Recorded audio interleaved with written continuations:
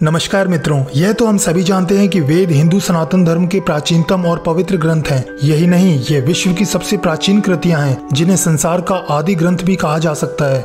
लेकिन क्या आप जानते हैं कि वह वेदों में समाया ज्ञान ही था जो पूर्व से पश्चिम तक सभी देशों के बुद्धिजीवियों को भारत में स्थित नालंदा महाविहार की चौखट तक खींच लाता था और हमें विश्व गुरु के नाम से जाना जाता था, अर्थात पूरे विश्व को पढ़ाने वाला पूरी दुनिया का शिक्षक। परंतु कुछ अज्ञानी विदेशियों के साथ साथ कुछ भारतीय प्रचार करते हैं कि वेद आर्यों द्वारा लिखे गए थे, एक अलग जाति के लोग जो उत्तर भारत में कहीं से उतरे और उस ज्ञान को भारत के शेष हिस्सों में फैलाया। यह विचार पूरी तरह से निराधार था और इसका उद्देश्य मात्र यह दुष्प्रचार करना था कि वेद भारतीयों की संपत्ति नहीं है, जबकि सच्चाई यह है मित्रों कि आर्य मूल रूप से हिंदू ही थे और वह सरस्वती नदी के तट पर मानव सभ्यता को स्थापित करने वाली पहली जाति थी जो रामायण काल के दौरान मौजूद थी। आर्यों ने विज्ञान, गणित, कृषि, वास्तुकला, चिकित्सा, राजनीति आदि के विकास का बीड़ा उठाया और उन्होंने अपने वैदिक ज्ञान से एक उत्कृष्ट सभ्यता का निर्माण किया जिसे बाद में सिंधु घाटी सभ्यता कहा गया। इससे पहले कि हम आगे बढ़ें, मैं आपको बताना चाहूंगा कि वेद शब्द का अर्थ ज्ञान होता है जो संस्कृत की धातु विद से बना है। मूलतः वेद एक ही ग्रंथ था जिसे कालांतर में वेद व्यास जी के द्वारा 4 भागों में बांटा गया, जो इस प्रकार हैं: ऋग्वेद, सामवेद, यजुर्वेद और अथर्ववेद।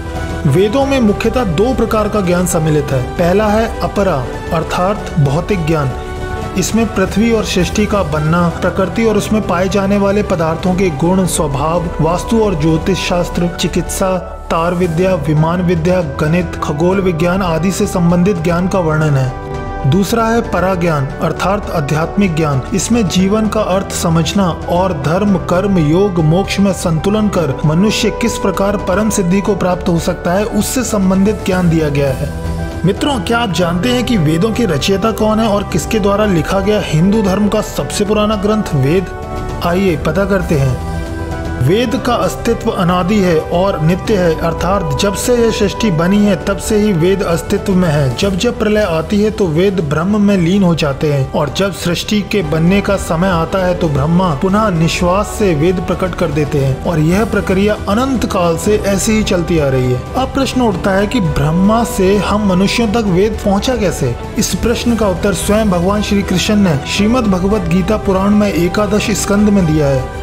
यहाँ भगवान श्री कृष्ण कहते हैं कि प्रिय उद्धव, यह वेदवाणी समय के फेर से प्रलय आने पर लुप्त हो गई थी। फिर जब पुनः सृष्टि बनाने का समय आया तब मैंने ही अपने संकल्प से ब्रह्मा को उपदेश दिए। इसमें मेरे भगवत धर्म का ही वर्णन है। ब्रह्मा ने अपने ज्येष्ठ पुत्र स्वयंभू मनु वशिष्ठ को उपदेश दिया और उनसे 7 प्रजापति महर्षियों भृगु, अंग्रिस, मारीचि, पुलह, अत्रि, पुलस्त्य और क्रतु ने ग्रहण किया। उसके बाद इन ब्रह्मर्षियों की संतान देवता, दानव, मनुष्य, सिद्ध, गंधर्व, विद्याधर, चरण, किंदव, किन्नर, नाग, राक्षस और किम पुरुष आदि ने इस ज्ञान को अपने पूर्वज सप्त ब्रह्म ऋषियों से प्राप्त किया।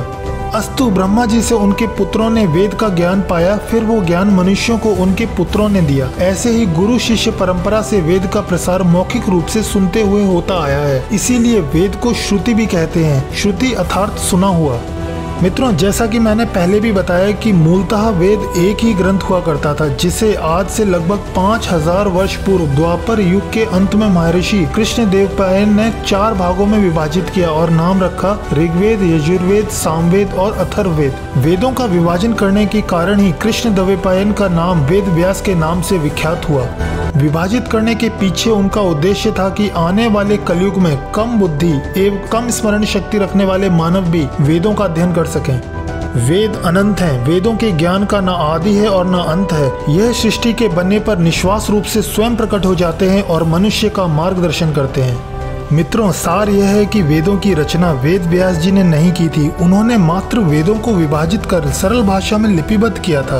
वेद तो अनादि काल से सृष्टि के बनने के समय से ही अस्तित्व में थे, जिसका ज्ञान गुरु शिष्य परंपरा के चलते भगवान ब्रह्मा के मुख से हम मनुष्यों तक पहुंचा। आशा है कि आपको वेदों की रचना और उसका ज्ञान हम मनुष्यों तक कैसे पहुंचा यह बात अब बिल्कुल स्पष्ट हो गई होगी। वेदों में समाया ज्ञान जो आज की मॉडर्न साइंस से कहीं ज्यादा एडवांस है, उस ज्ञान को सरल भाषा में और अर्थ के साथ आपके समक्ष प्रस्तुत करना ही मेरा ऐसी वीडियोस को बनाने का केवल मात्र उद्देश्य है, ताकि वेदों में जो ज्ञान हमारे पूर्वजों ने संभाल कर रखा था पहले उसे हम स्वयं जाने, समझें और फिर अपने आने वाली पीढ़ी को देकर जाएं। अगर आप भी मेरे इस संघर्ष में मेरे साथ हैं तो वीडियो को ज्यादा से ज्यादा शेयर कीजिएगा। जय हिंद।